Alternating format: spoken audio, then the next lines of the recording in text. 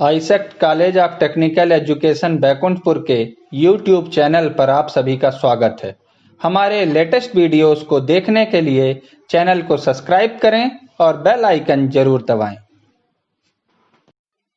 Good morning students, आज हम discuss करते हैं डाटा स्ट्रक्चर का ही एक पार्ट जिसमें नॉन लीनियर डाटा स्ट्रक्चर में या कंटिन्यूअस डाटा स्ट्रक्चर और continuous data structure that means linear data structure, दो पार्ट हमने डिस्कस किए। इसमें लीनियर डाटा स्ट्रक्चर जिसमें डाटा एलिमेंट्स को कंटिन्यूअस मेमोरी फॉर्मेट में स्टोर करके रखा जाता है, उसी लीनियर डाटा स्ट्रक्चर या कंटिन्यूअस मेमोरी एलोकेशन के ऊपर बेस्ड डाटा स्ट्रक्चर की टेक्निक का पहला कॉन्सेप्ट है स्टैक।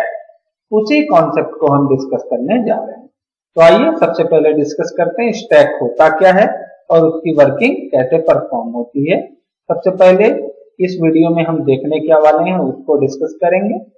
इंट्रोडक्शन में हम देखेंगे लिस्ट एंड एरे रिप्रेजेंटेशन, किसी भी स्टैक का लिस्ट और एरे के through representation. Then operations on stack, stack में किए जा सकने वाले ऑपरेशंस जिसमें traversing, push and pop. Stack में इनपुट करने को ही आप एक नाम से जानते हो पुश और आउटपुट को एक नए नाम से जानते हो पॉप। अरिथमेटिक एक्सप्रेशन किसी भी पर्टिकुलर स्टैक में इसमें रिवर्स पॉलिश नोटेशन, इवैल्यूएशन और ट्रांसफॉर्मेशन के एक्सप्रेशन इंक्लूडेड है। तो आइए गाइस चलते हैं, सबसे पहला नंबर 1 बाय 1 उन्हीं को स्टार्ट करते हैं। आइए आगे आते हैं। सबसे पहले इंट्रोडक्शन टू स्टैक। स्टैक का introduction. Consider a card game with a discard pile. Discard always placed on the top of the pile. Players may retrieve a card only from the top. That means किसी भी particular card game में सबसे पहले सबसे ऊपर का ही पत्ता कोई भी पर्टिकुलर प्लेयर उठाता है, कोई भी पर्टिकुलर प्लेयर चूज करता है। We seek a way to represent and manipulate this in computer program. और इसी कॉन्सेप्ट को, इसी टेक्निक को हम अपने कंप्यूटर प्रोग्राम में इंप्लीमेंट करते हैं, यूज करते हैं और इसी कॉन्सेप्ट को हम नाम देते हैं स्टैक। स्टैक होता क्या है?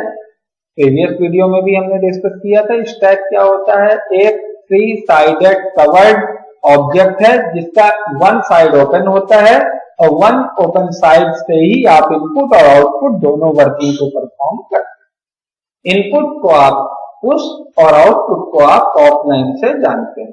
किसी भी पर्टिकुलर स्टैक में एक ही एंड से आप इनपुट और आउटपुट कर सकते हैं। उसी एंड को, उसी डायरेक्शन को आप स्टैक की वर्किंग के लिए इंप्लीमेंट करोगे। स्टैक जब पूरी तरह फुल है वो पोजीशन ओवरफ्लो और खाली स्टैक को आप एम्प्टी स्टैक के नाम से जानते हैं। चलिए आगे आते हैं। Introduction to stack. स्टैक के बारे में introduction. Stack is a last in first out data structure concept. Last in first out that means जो पर्टिकुलर कॉन्सेप्ट, जो पर्टिकुलर डाटा, जो एलिमेंट सबसे लास्ट में इनपुट होगा, रिट्रीव होते समय, आउटपुट होते समय वही डाटा एलिमेंट सबसे पहले रिट्रीव होगा। यानी लास्ट इन, अंत में आने वाला सबसे पहले बाहर जाएगा। कुछ ये कॉन्सेप्ट हम इंट्रोड्यूस कर रहे हैं using with stack data structure. Adding an item, किसी भी पर्टिकुलर स्टैक में नया आइटम ऐड करने के लिए refer to A for pushing it on to the stack. That means किसी भी पर्टिकुलर स्टैक के अंदर नए एलिमेंट को ऐड करना, नए एलिमेंट को जोड़ने के लिए जो कॉन्सेप्ट आप यूज करते हो उसको आप नाम देते हो pushing. That means insertion inside the stack is called push. Next है गाइस रिमूविंग एन आइटम। किसी भी पर्टिकुलर स्टैक से एक आइटम को रिट्रीव करना, बाहर निकालना, आउटपुट करना, यही कॉन्सेप्ट कहलाता है स्टैक से एलिमेंट को रिमूव करना। और स्टैक से एलिमेंट को रिमूव करने का कॉन्सेप्ट कहलाएगा पॉप। और ये टेक्निक आपको एक नए नाम से इंट्रोड्यूस होगी, पॉपिंग। नेक्स्ट आते हैं गाइस स्टैक डेफिनेशन देखते हैं। N ordered collection of data items. Data items का एक ऑर्डर्ड कलेक्शन होता है। Can be accessed at only one in the top. सिर्फ एक पर्टिकुलर एंड होता है, एक डायरेक्शन होता है और वो डायरेक्शन क्या होता है? टॉप होता है, ऊपर होता है। ऑपरेशंस परफॉर्म करते हैं। फर्स्टली एक स्टैक को कंस्ट्रक्ट करना, बनाना। Second, check if it is empty, सबसे पहले चेक करोगे सेकंड कॉन्सेप्ट में क्या स्टैक खाली है। देन पुश, नया आइटम ऐड करना, टॉप एलिमेंट को निकालना और pop remove the top element को रिमूव करना, हटाना। ये पर्टिकुलर कॉन्सेप्ट है जो स्टैक के थ्रू परफॉर्म होते हैं। नेक्स्ट आते हैं गाइस, इसके नए कॉन्सेप्ट के बारे में देखते हैं।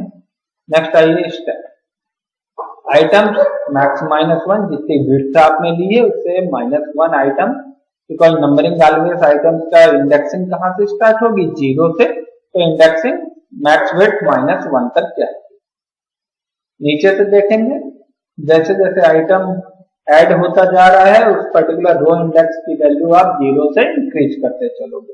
पहला आइटम ए इनपुट हुआ, यहाँ पे रो इंडेक्स की value 0, then after this 1, then 2 और अप टू कहां तक जाएगा, मैक्स लेंथ -1 तक।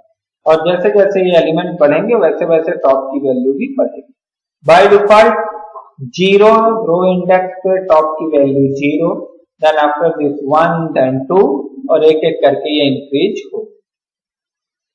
नेक्स्ट आइटम इंसर्ट करने के लिए, अगर नया आइटम आप स्टैक के अंदर इंसर्ट करने जा रहे हो तो क्या कॉन्सेप्ट फॉलो होगा, देखिए मैक्सिमम कितने आइटम ला सकते हैं, मैक्स -1, विड्थ -1 तक। और ये यहाँ पे आपने 3 आइटम या 4 आइटम इंसर्ट किए हैं।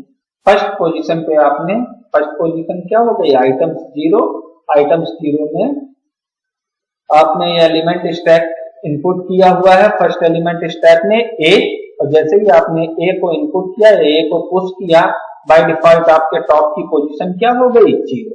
अगला एलिमेंट आते ही आपके टॉप की पोजीशन यहाँ से इंक्रीज हो जाएगी। देखिए अगला आइटम जैसे ही आपने बी इंसर्ट किया, आपके टॉप की पोजीशन इंक्रीज हो गई और अब आपके टॉप की पोजीशन हो गई 1।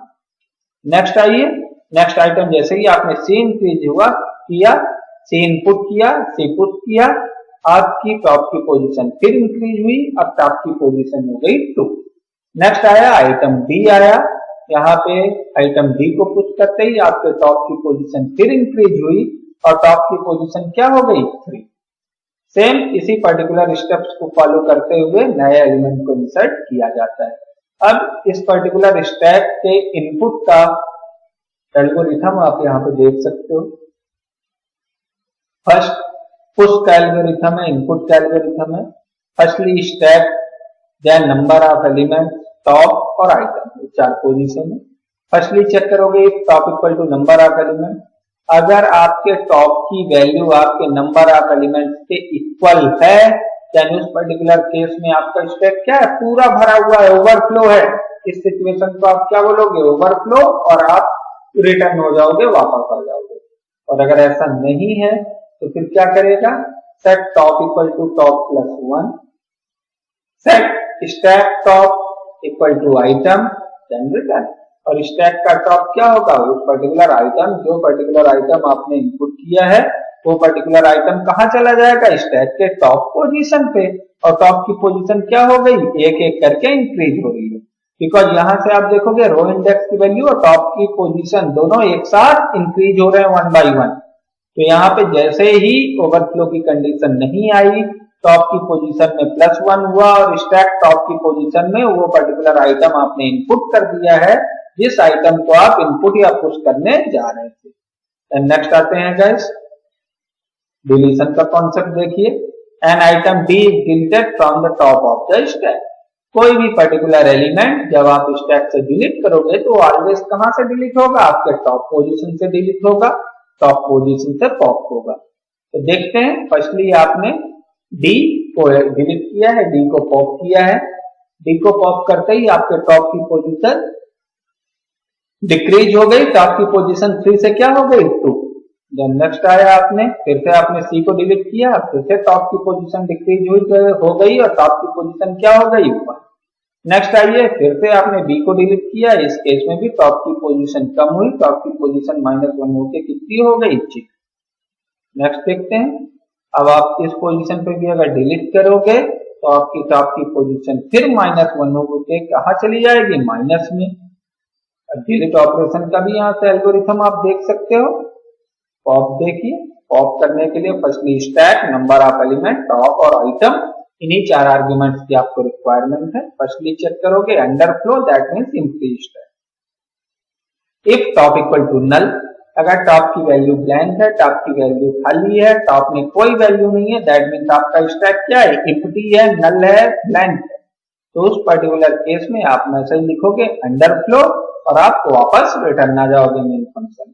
और अगर ऐसा नहीं है तो आप सेट आइटम में उस पर्टिकुलर आइटम को सेट करोगे और स्टैक के टॉप में उस पर्टिकुलर पोजीशन को रिट्रीव करोगे, और रिट्रीव करते ही आप टॉप की पोजीशन को क्या करोगे, -1 से डिक्रीज कर दोगे। सिंपल सी बात है, जो आइटम आप रिट्रीव कर रहे थे उस पर्टिकुलर आइटम को आपने स्टैक के टॉप से रिट्रीव कर लिया और सेट आइटम अपने आइटम वेरिएबल में उस पर्टिकुलर टॉप की वैल्यू को स्टोर कर दिया। अब आप चाहो तो इस आइटम की वैल्यू को प्रिंट ले सकते हो। आइटम को प्रिंट लेने के बाद जो टॉप की वैल्यू थी उसकी एग्जैक्ट वैल्यू पे आप क्या करोगे, -1 कर दोगे, बिकॉज टॉप की पोजीशन का जो आइटम था वो रिट्रीव हो गया है और अब आप टॉप की पोजीशन क्या हो गई है, -1। तो गाइस ये हुआ आपके स्टैक का डिलीशन का कॉन्सेप्ट। स्टैक में इनपुट दैट मीन्स पुश और आउटपुट दैट मीन्स पॉप, ये दोनों कॉन्सेप्ट और इनका एल्गोरिथम आप लोगों ने यहां से देखा। नेक्स्ट आते हैं इंसर्शन ऑपरेशन। इंसर्शन ऑपरेशन आप कैसे परफॉर्म कर सकते हो, यहाँ पे डायरेक्टली आप लिंक के थ्रू किसी भी लिंक लिस्ट में, किसी भी पर्टिकुलर स्टैक के कॉन्सेप्ट के थ्रू किसी भी लिंक लिस्ट में नया नोड ऐड कर सकते हैं। नेक्स्ट आते हैं डिलीट ऑपरेशन है लिंक लिस्ट का। किसी भी लिंक लिस्ट में डिलीट ऑपरेशन आप कैसे परफॉर्म कर सकते हो, 4-5 आर्ग्यूमेंट आपके पास होने चाहिए, इंफॉर्मेशन, लिंक, टॉप, अवेलेबल और आइटम। अंडरफ्लो की पोजीशन को चेक करते हुए आप किसी भी लिंक लिस्ट में नए आइटम को ऐड करने के साथ ही पुराने आइटम को रिमूव भी कर सकते हैं। इसके लिए एल्गोरिथम आपके पास पोस्टफिक्स नोटेशन है, रिवर्स पॉलिश नोटेशन को आप यहाँ से समझ सकते हैं।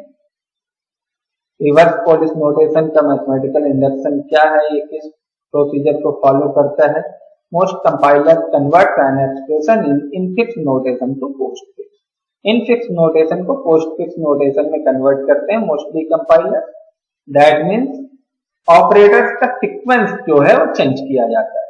Operators और parenthesis का sequence change करके आप किसी भी expression को easy way में perform कर सकते हैं। यहाँ पे आप देख के समझ पाएंगे। postfix prefix के example है। किसी भी इनफिक्स एग्जांपल को a + b को पोस्टफिक्स में आप कैसे लिखोगे और प्रीफिक्स में आप कैसे लिखोगे। इसमें स्पेशली गाइस पोस्टफिक्स और प्रीफिक्स में बेसिक डिफरेंस है ऑपरेटर्स का प्रेसिडेंस। ऑपरेटर्स को उनके प्रेसिडेंस के अकॉर्डिंग और उनकी वर्किंग के अकॉर्डिंग अलग अलग प्लेस में होल्ड किया जाता है, अलग अलग प्लेस में लिखा जाता है। ऑपरेटर्स को लिखने का तरीका ही डिफरेंट है पोस्टफिक्स और प्रीफिक्स लोकेशन में। दोनों कॉन्सेप्ट को आप अलग अलग थ्रू समझ सकते हो। पोस्टफिक्स में ऑपरेटर्स का सीक्वेंस ऑपरेंड के बाद लिखा जाता है और प्रीफिक्स में ऑपरेटर्स को आपके ऑपरेंड के पहले लिखा जाता है। यही एक छोटा सा कॉन्सेप्ट है, यही एक छोटा सा डिफरेंस है जो इन दोनों को डिफरेंशिएट करता है। तो गाइस ये था हमारा ओवरऑल स्टैक का कॉन्सेप्ट, जिसमें हमने स्टैक में input output that means push and pop, input output के एल्गोरिथम, पुश एंड पॉप के algorithm, then postfix and prefix concept को इजी वे में समझा। देन हमारे नए कॉन्सेप्ट के लिए हमारे नेक्स्ट वीडियो का वेट करिए। Thank you for watching this